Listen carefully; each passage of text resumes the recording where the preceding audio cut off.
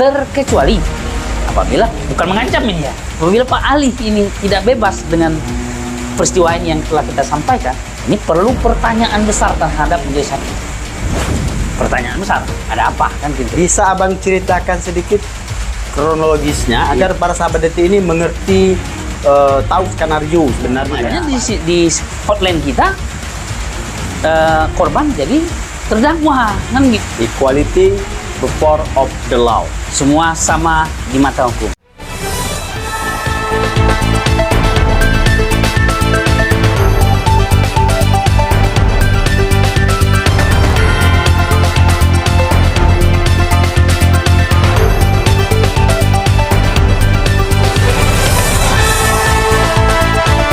Assalamualaikum warahmatullahi wabarakatuh. Selamat malam para sahabat Detik TV Sumsel. Hari ini admin lagi bersama Bang Dian Burlian, Sarjana Hukum, Magister of Art. Nah, untuk lebih lanjut para sahabat, ini kan menyimak di platform media sosial Detik TV Sumsel, banyak yang bertanya apa kasus dari Pak Ali, yang tentu saja ini Bang Dian pengacaranya. Nah, untuk lebih lanjut Bang, bisa diceritakan ya terkait kasus Pak Ali ini, atau adakah kemungkinan bebas? Kasus Pak Ali ini kan sebenarnya bukan kita menangani dari awal ya. Kalau mungkin kita dari pelaporan polisi, mungkin nggak sampai ke pengadilan. Karena unsur-unsurnya kan tidak terpenuhi ya. Kasus Pak Ali ini perlu pemirsa ketahui bahwa kasusnya itu dituduh mengancam. Ya, dimana sebagaimana diatur di dalam pasal 335 ayat 1. Pengancaman setelah keputusan MK kan itu. Jadi di situ bunyi pasalnya itu pada intinya pertama harus ada kekerasan atau ancaman kekerasan. Itu dulu. Jadi setelah ada kekerasan, kalau tidak ada kekerasan, ancaman kekerasan kan. Nah, sesudah itu dari ancaman kekerasan atau kekerasan itu ada 3 sebab. Setelah dia diancam, kemudian atau dengan kekerasan atau tanpa kekerasan, tapi ada pengancaman di situ, bisa menyebabkan orang itu tidak melakukan sesuatu. Misalnya, kau jangan keluar rumah. Kalau kau keluar rumah akan kupotong. Orang itu pasti nggak berani keluar rumah. Tapi kalau orang itu berani keluar rumah, nggak masuk dia. Tidak masuk unsur. Tidak masuk unsur. Tapi karena dia tidak berani, berarti masuk unsur. Nah, kedua, kalau tadi dia misalnya diancam supaya jangan melakukan sesuatu, yang ketiga, dia harus tidak melakukan sesuatu. Misalnya, kalau tadi harus melakukan sesuatu, yang ini tidak melakukan sesuatu.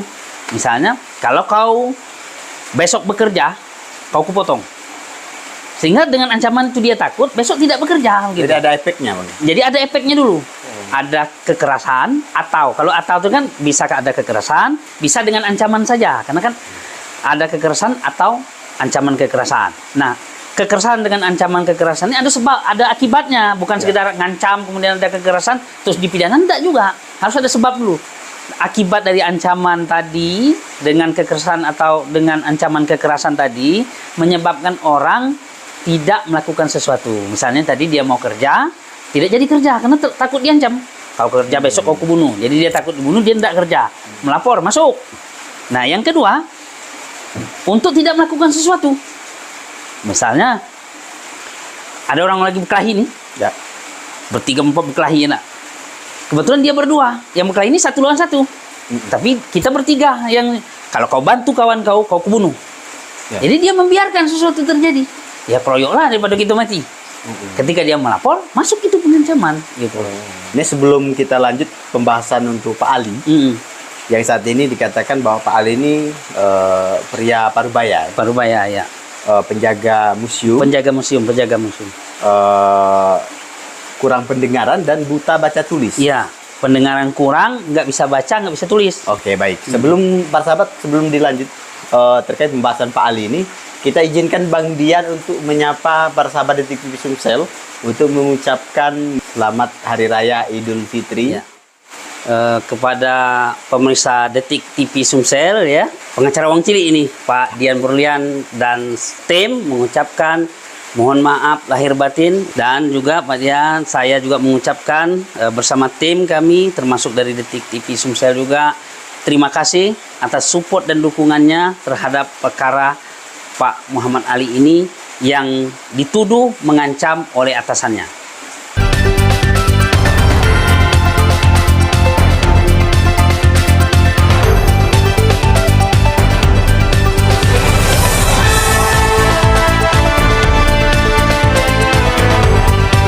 Bisa Abang ceritakan sedikit kronologisnya agar para sahabat detik ini mengerti, tahu skenario sebenarnya Ya, Pak Ali ya, menurut bisa. pengetahuan Bang Dian sendiri. Ya, ini kita cerita ini bukan sekedar menurut saya, pengetahuan saya berdasarkan dakwaan jaksa ya. Ya, sesuai data Itu yang real, punya, maksud kami. fakta itu yang kita Ya, baik. ungkapkan.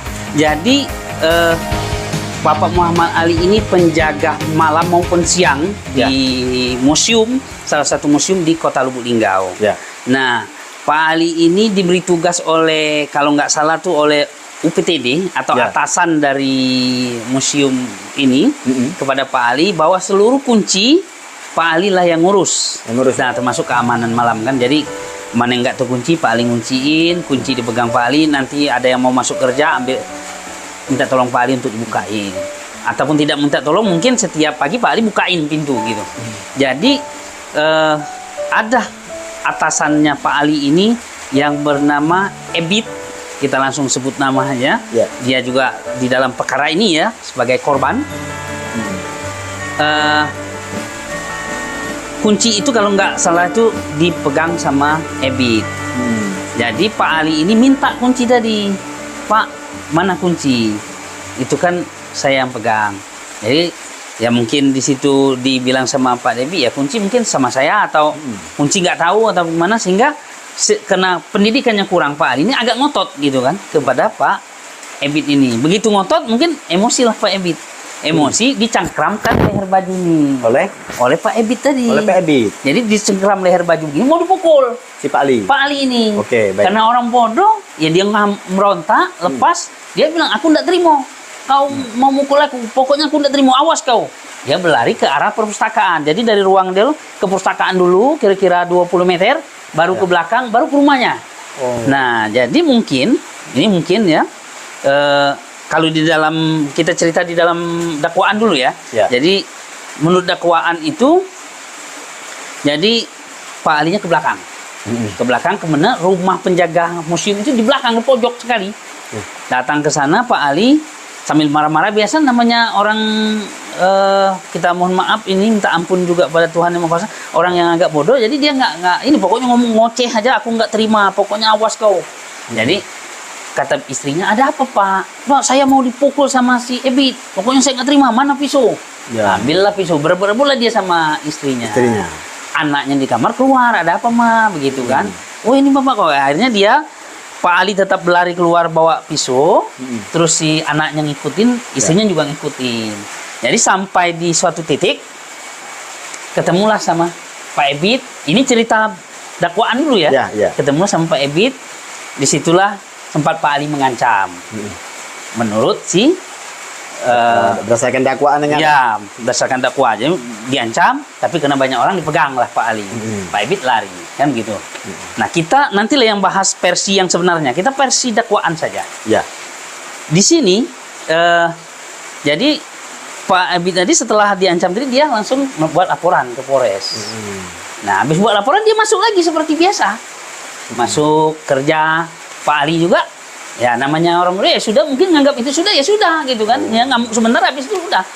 Jadi hasilnya berproses lah. Nah kita sekarang kan lihat ini tadi kronologisnya ya. Jadi kita lihat sekarang secara hukum, adakah di manakah kesalahan Pak Ali ini kan? Kalau menurut dakwaan tadi ya Pak Ali juga sedikit bersalah. Namun di dalam perkara pidana tidak ada sedikit salah, tidak ada sedikit benar. Dia kan benar atau salah kan gitu. Nah kesalahan Pak Ali ini dia kan bawa pisau, ya. Tapi belum sampai. Nah, kalau di dalam pasal yang didakwakan oleh jaksa penuntut umum cuma pasal tunggal, berarti yakin sekali jaksa ini bahwa Pak Ali ini melakukan pengancaman. Nah, sementara dia tidak meneliti unsur dari pasal 335 ayat 1 ini setelah putusan MK ya, bukan 335 ayat dulu, karena ada beberapa dipangkas juga kan, seperti perbuatan tidak menyenangkan kan. Tapi kalau masih pakai yang lama belum putusan MK bisa karena perbuatan tidak menyenangkan gitu. Tapi kalau udah diubah ini lain dia. Jadi dia itu harus ada unsur menggunakan kekerasan atau ancaman kekerasan. Ya. Nah, di situ oke lah, sudah ada lah. Katakan menggunakan kekerasan dengan ancaman kekerasan tadi ada. Ya. Kalau menggunakan mungkin Pak Ali belum, tapi mengancam oke. Tapi akibat dari ancamannya ada nggak terhadap korban. Ebit tadi atau korban tadi? Ada nggak akibatnya? Akibatnya tadi 3 harus melakukan. Nah sekarang kan Pak Ali minta kunci. Misalnya kalau dia ngancam, kau nak ngasih kunci atau tidak? Kan tidak seperti itu. Dan kunci juga tidak dikasih sama Pak Ali. Berarti kan tidak efek pengancamannya. Tidak ada efek. Tidak ada. Yang kedua harus tadi harus melakukan sesuatu. Tidak melakukan sesuatu. Contohnya Ebit kemana? Ke Polres pun bebas, ya kan? Membiarkan apa? Nggak ada semua. Jadi unsurnya belum masuk. Nah mungkin nggak tahu juga kita. Yang jelasnya kalau kita dari awal ini mendampingi Pak Ali, ya nggak masuk.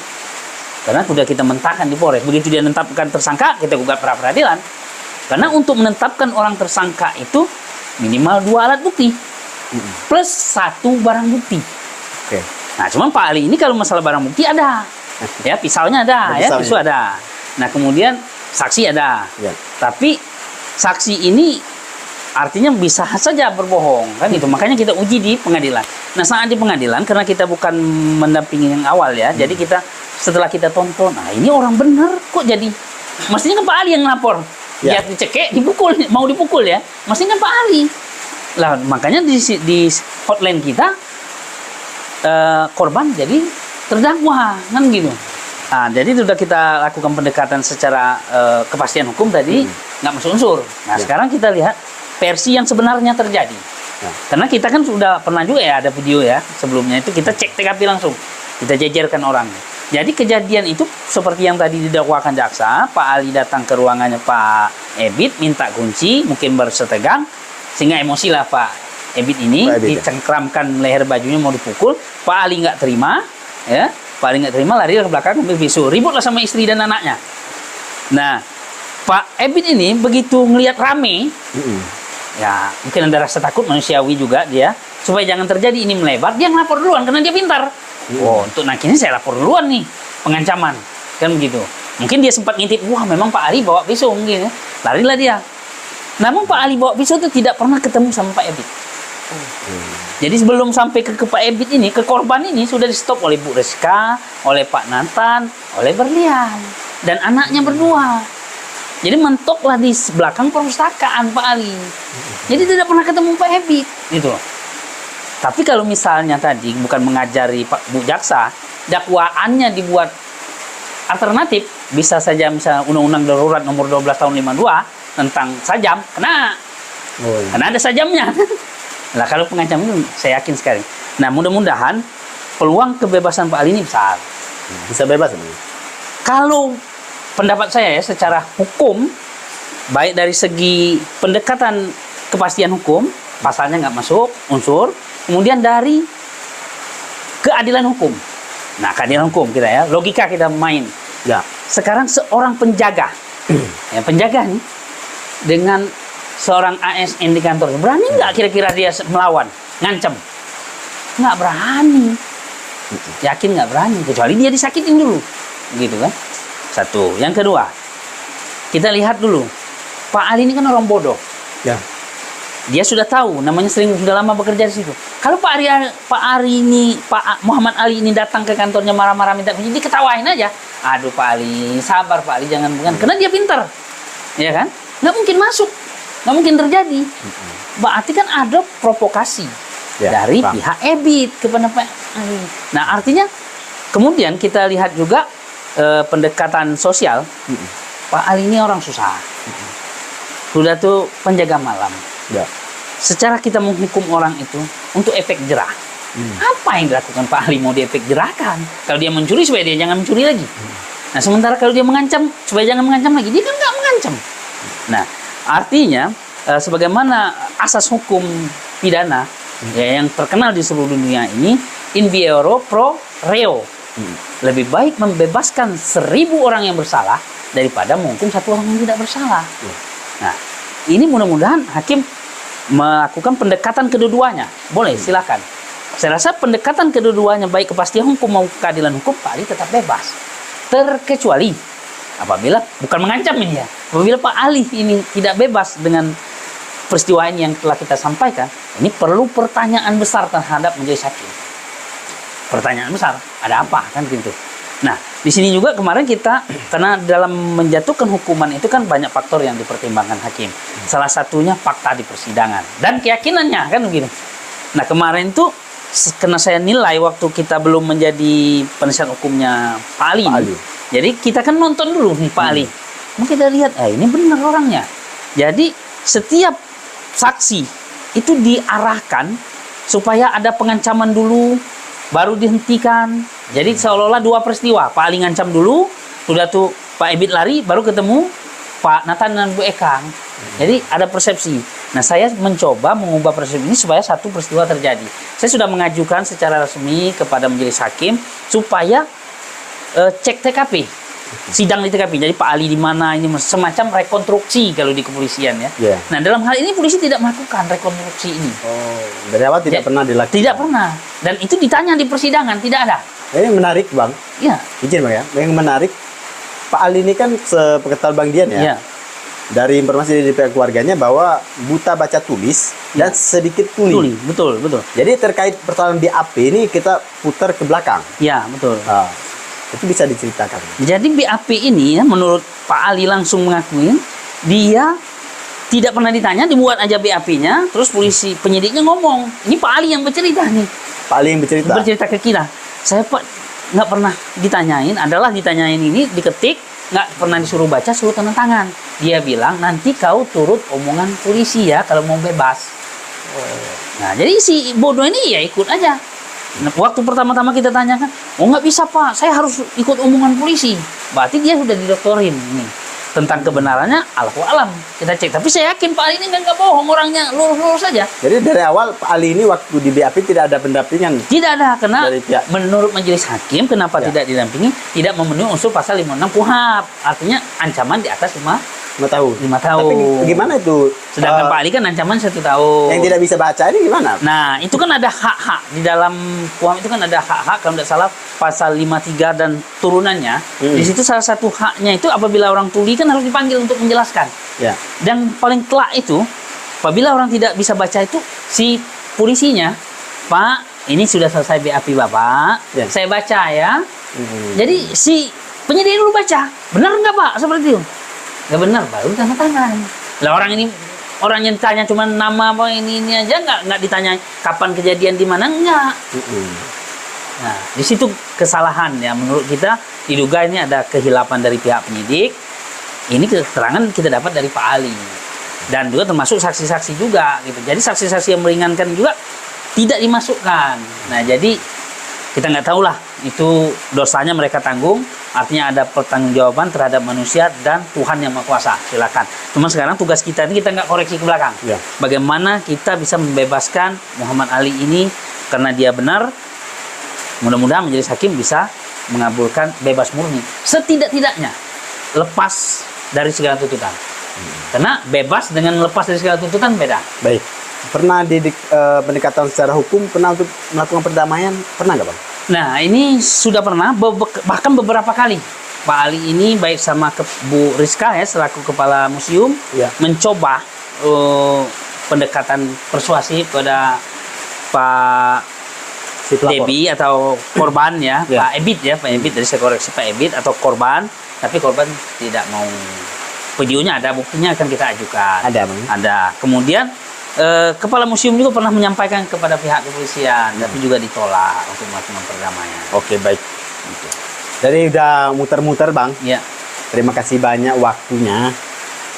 Jadi sebenarnya dari hati nurani Bang Dian Burlian, apa yang Bang Dian harapkan dari kasus Pak Ali ini? Ya, kalau harapan kita kan cuma satu saja. Karena kan kita melihat ya, orang miskin ini kan tidak selalu butuh uang. Yang kita pandang anggap, wah ini orang miskin kasih uang selesai. Atau orang miskin ini hanya uang aja yang ada. Enggak, dia juga butuh keadilan. Di mana dengan keadilan dia bisa mendapatkan pekerjaan, dia bisa mendapatkan hak-haknya sebagai warga negara, kemudian dia juga bisa mendatangkan uang dengan sendiri.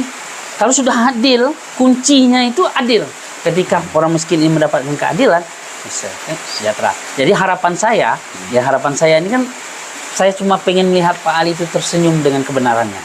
Artinya mudah-mudahan majelis hakim melihat video kita ini dan membaca fakta itu yang sebenar-benarnya, tidak terkontaminasi dengan hal-hal yang tidak kita inginkan.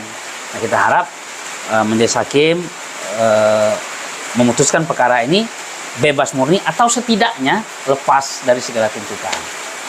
Nah, lepas dari segala tuntutan, sedikit saya jelaskan. Kalau bebas murni kan dia tidak terbukti tidak bersalah ya. Nanti lepas semua.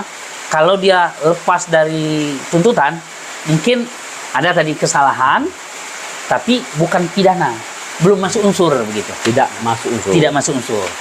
Baik bersahabat Detik TV Sumsel dimanapun kalian berada, saya admin mengucapkan terima kasih banyak Bang Dian Burlian atas waktunya untuk menjabarkan terkait informasi terbaru polemik terkait kasus Pak Ali. Ya. Muhammad Ali. Muhammad Ali. Pria Parubaya yang sudah berapa umur Pak Ali sekarang, Pak? Kalau nggak salah 72 atau 71 begitulah. Ya, berumur 70-an, Bang ya. 70-an. Penjaga Museum Sukos yang ada di Kota Lubuk Linggau. Sekarang saat ini Pak Ali di penjara, masih mendekam di penjara, dan kita mohon doa atas supportnya untuk Pak Ali dan keluarga. Saat ini Bang Dian Burlian lagi berusaha memperjuangkan keadilan untuk Pak Ali berdasarkan fakta-fakta yang Bang Dian cerita tadi. Nah, untuk lebih lanjut para sahabat Detik, mungkin kita izin undur diri, Bang ya. Dari Kota Lubuk Linggau, 14 April 2024. Saya Horil Ardian dan Bang Dian Burlian mengucapkan Assalamualaikum warahmatullahi wabarakatuh.